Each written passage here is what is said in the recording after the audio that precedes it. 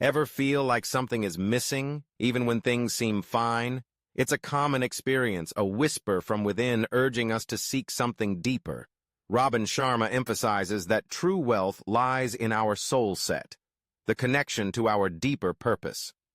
This journey isn't about accumulating wealth, but rather about discovering meaning in our lives. Building your soul set requires intentionality.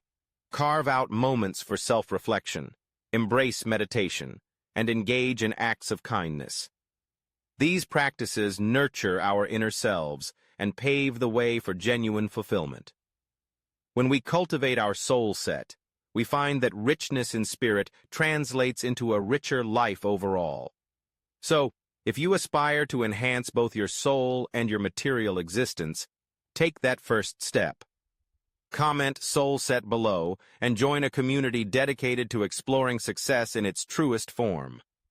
Follow along for more insights and embark on a journey toward inner peace and abundance.